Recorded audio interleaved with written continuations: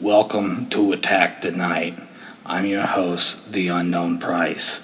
I want to thank all of you who have been supporting the channel. Please share the message with your friends so we can continue the fight. Recently, I received a very interesting email from a gentleman named the Skin Man. Today, I would like to share it with you. Between 1882 and 1968, there was an estimated 4,500 lynchings that occurred in the United States, predominantly black. Some of the folks got caught up in the way, here and there. Throughout that time, it was so commonplace that these motherfuckers gathered around and had picnics and took pictures. They made them into postcards. If shit hadn't changed, there would be blonde-haired girls on TikTok dancing with them swinging from the trees. The dancing wouldn't be as good. It was that prevalent, that much of a party. I think they were partying more than 4,500 of them in 80 years. Everyone knows you shave a little off or stack some on depending on what you're selling. My name is Darius Long, a journalist, and I'm on my way to Manspell. There's a lot of stories about Manspell. The town is commonly referred to as Mansell. It was called Mansell until people just started changing its name on the map. The people within the town still call it Mansell. A lot of the people going in and out of Manspell call it Mansell. The truckers and the bikers, the drug smugglers, they call it Mansell. Any P that's to appear on any sign disappears or is painted over. Many lynchings that went on all over the South, and Manspell saw plenty of them. That cloud hangs over them to this day, but 15 years ago another cloud collided with it, creating a hurricane of sadness and despair, leaving little cyclones here and there that strike without warning and leaving massive amounts of collateral damage. To date, that collateral damage amounted to about 21 dead. When 11 of those 21 began to show signs of being murdered in a similar fashion, or at least leaving behind the same parts with their bodies stripped of all flesh and muscle, and their internal organs vacuumed from the vessel, leaving only their heads with lips, hair, and skin pulled tightly around the skull, eyeballs seemingly sucked out, faces cemented in unimaginable pain. With those sort of killings, the FBI was on their way, so the Manspell police were under a lot of pressure to come up with a story. They did more than that. They came up with a culprit. The man's name was Jamarcus Jones. Jamarcus Jones was 40 years old and 110 pounds with various diseases and a debilitating drug habit, but he deboned these people and removed their organs. How did they know? They found him with one of the missing person's ID inside a tattered shitty wallet when they grabbed him trying to take a lawnmower left out in front of a shop overnight. Sheriff Datson held Jones under questioning for 20 hours. When Jones confessed, and most of the recognizable portions of Jones' confession seemed to occur around the last hour, the rest is muddled, if even there. They don't have high-tech gadgets in Manspell, but they sure managed to get all of Jones' confession. Might as well have had the RZA on that shit, because it was clear as day. 8 hours later, before the feds could get to town, Jones was found hanging from a noose made of sheets in a cell. When I walked into the Mansell diner, I was met with one unified stare. You would have thought I walked into an orgy with the way they all looked like they just got caught. It wasn't the color of my skin. There was another black man there. He just about handed me over his bus tub like I might take over so he could go smoke. It wasn't the color of my skin that warranted that collective, "What are you doing here?" look. No, it's that I was an other, outside of their pocket, where certain things never happened, or at least happened a lot slower. I was the type they saw on the TV they had never seen before, or at least in a long time. I was the type that had questions, and that's the last type they want to see in Manspell. I ditched the diner pretty quickly and decided I might have a little more luck with the bar at the edge of town. Knowing it could go the other way real quick, I decided to roll the dice. Seeing that was 1 in the afternoon, I figured I would avoid the sea of drunk rednecks and risk encountering that one incredibly drunk redneck you might find in the trash bar right around noon, the kind that there's at the door waiting for them to unlock it.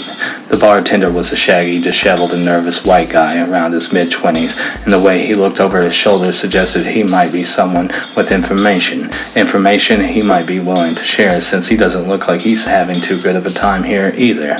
He seemed overly relieved to conversate, as if he had been stuck on a deserted island, no one to talk to. He came to Manspell to be with his aunt while she died, because no one else would.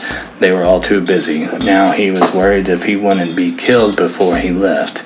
They don't like people seeing too much of Manspell and leaving to tell about it.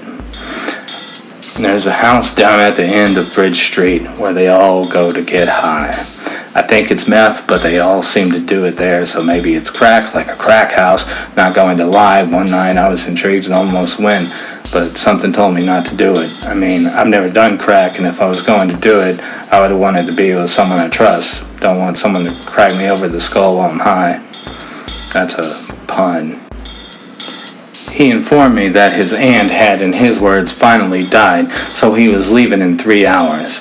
I hate to not give a 2 weeks notice, but I think someone might kill me if I do, he said with a nervous smile. I quietly wished him a safe journey and headed towards the door. Just so you know, there's another bar on the even further edge of town. They don't open until 10 because the clientele don't like to advertise that they're there. The bar was a gay bar called the Contel, a gay bar in the middle of Ku Kluxistan. The owners most likely paid a heavy price for protection in the gangland manner of speaking, of course. I strolled in about 11, attempting to look as much like a traveler as I could, but a couple of people had already heard about me. "You're the vice reporter that came to the diner they were talking about," exclaimed the incredibly fabulous Georgia. I informed her that I only briefly worked for Vice before heading to the bar to ask Greg what he knew about the house at the end of Bridge Street. That's something I don't mess around with. Besides a couple of glasses of wine every 3 hours, I try to keep my nose clean.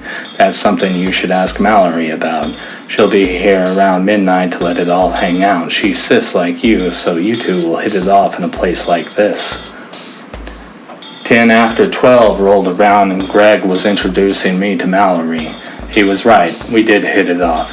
She asked me about all the dangerous things I've done as a reporter, and I regaled her in my exploits. Eventually, I got down to brass tacks and asked her about the house at the end of Bridge Street. Her mouth opened wide in exasperation. "You work fast," she said flirtatiously. "I'll take you there," she said, lowering her eyes and jawline into a devilish grin. I wasn't the one working fast. Mallory was the one looking for a hookup, just not the romantic kind. Mallory was a shapeshifter. Under certain lighting, she was a youthful 20-something, but under other, harsher lights, the hard living was beginning to catch up to her. I suppose that's what some would consider a transitional period.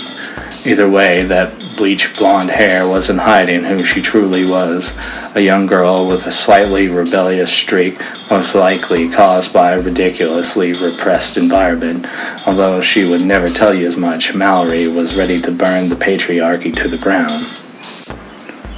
When we arrived to Bridge Street, I was surprised to learn that it didn't get its name from having a bridge, but that a majority of what actually existed under paved road was underneath the highway.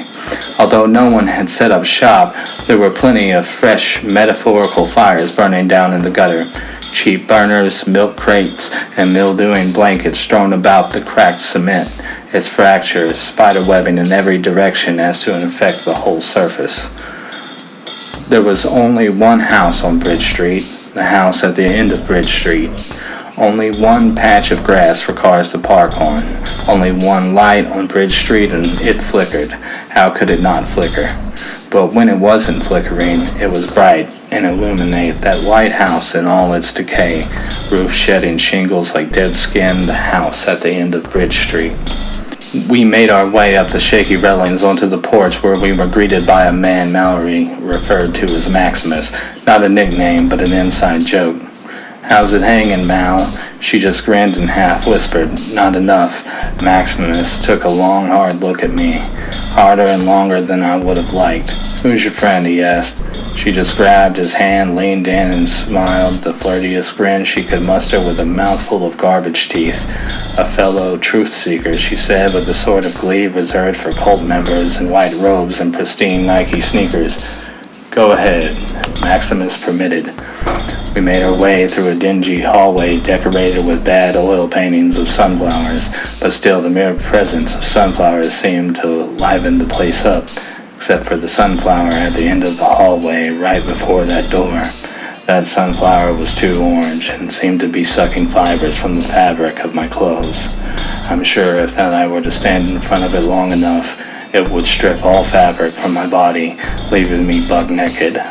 If I were to stand there even longer than that, it would leave me stripped of all my flesh, muscle, and organ, leaving me skeleton bare. If I were to stand there even longer than that, it would surely suck all of the bones and dry hair off of me, leaving nothing but a humble narrator. "He's down here." Mallory interrupted my gaze into the sunflower, nodding her head towards the doorway at the end of the hallway. A thunderous groan rattled the door, apparently issuing an invitation, or at least that's what I could tell by the response on Mallory's now rapidly sagging flesh. Her tiny, seemingly shrunken hand turned the knob, opened the door, and revealed the long wooden stairwell into the descent below. "You first," she said, holding up her phone to check her makeup. I jumped ahead. I was ready to meet this drug kingpin of rural Arkansas. Consequences be damned. One step after the other, the groans grew louder, resonating with the hum of 1,000 skeletal skyscrapers. At one point down my descent, I could feel my bones grow arthritic to the point of immobility, and then suddenly disperse in a burst of youthful spryness. The whole time Mallory seemingly went through a rehearsed monologue directed towards the men sitting at the bottom of the stairs. "I bring you this feast so that I might prosper. I bring you this feast so that I might feast. I bring you this beast so that I might no longer feel the aches of time decrease. I bring you this feast so that I might linger in the utmost radiant way, defying the effects of time and gravity, lingering before decay." The hypnagogic rhythm and booze drove me down the stairs, but what resided in the depths of the attic of the house at the end of Bridge Street shook me from the waking dream. There were no gangsters, no bikers and wife-beaters or cartel enforcers. What waddled in front of me was a mass of saggy boulders, forming the battered, aging face of a vaudeville comedian pulling up from the dirt floor below, defying all spatial logic, its gray sagging visage eclipsing the Dubai skyline. He opened his gaping maw to reveal a tongue adorned with screaming eyes. That tongue wrapped not around me, but around Mallory. The old man seemed grateful as that octopic tongue wrapped around her entire body. She screamed and pleaded, but the old man obviously couldn't even recognize suffering as he slurped her between his jaws. "Oh, that's damn good," he muttered impolitely with his mouth full of meat. The slurping and sucking noises filled the whole damn space, thankfully drowning out the screams. Soon he was done, and he belched Mallory back out, or as far as I could tell it was Mallory. Nothing but her face left wrapped around her skull. Everything else had been sucked dry, and he was still licking his lips. She could have used a little old Creole seasoning. I ran up the stairs, down the hallway, and stopped right at the front door, where I was greeted by Maximus. He looked dazed with a crooked smile.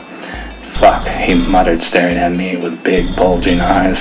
"What are you doing here?" he asked incredulously. "You're not supposed to be here. Mallory should be standing there where you are." "Sorry to disappoint," I said as I backed away from this wide-eyed redneck freak. "That's just how it works. 2 go down and 1 come up. We don't get high if psychotomists down there don't get dinner. Right now, you're trying your hardest to be a buzzkill, but I know what to do. You stay right there, and I'm going to go get my shotgun. I shoot you, drag you down to the end of the road, and throw her below you. I said I caught you in the act of doing it. No one cares, because at the end of the day, you're you and I'm me. So just hang tight, all right?" I nodded, and as soon as he left, I crashed through the wooden spring door on the porch. Down the stairs, I ran towards the end of the street as fast as I could. Sudden shotgun blast in the ever-growing distance. Once I was to the car, I turned around to see Maximus holding his head, wallowing on the ground. Mallory wasn't supposed to be dead. He wasn't supposed to have missed. He was obviously having a pretty bad night.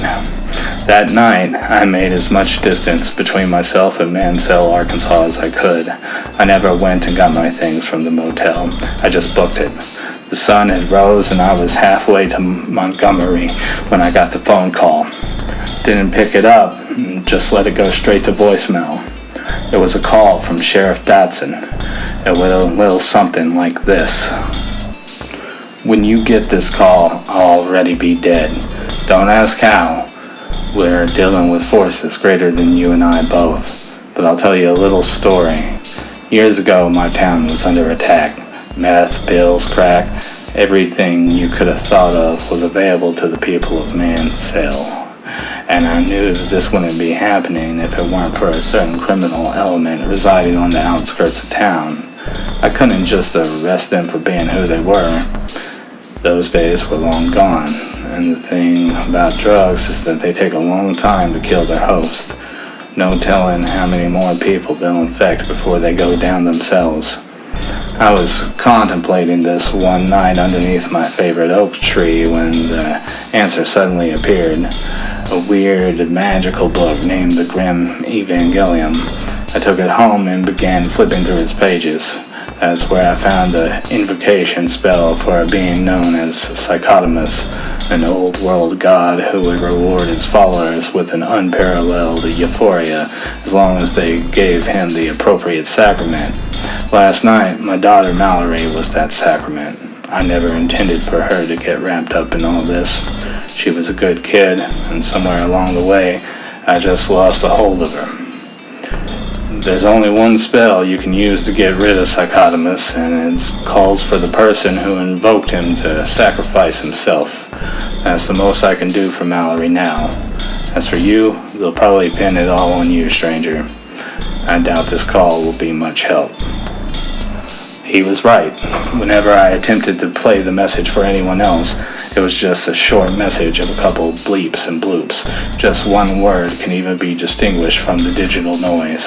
Psychotimus. They tell me the voice sounds a lot like a female, but I can't hear what the lawyer heard. I only hear Sheriff Dotson's confession. One of Dotson's deputies, and now interim Sheriff Blake Wheatley, found Dotson hanging from his favorite oak tree.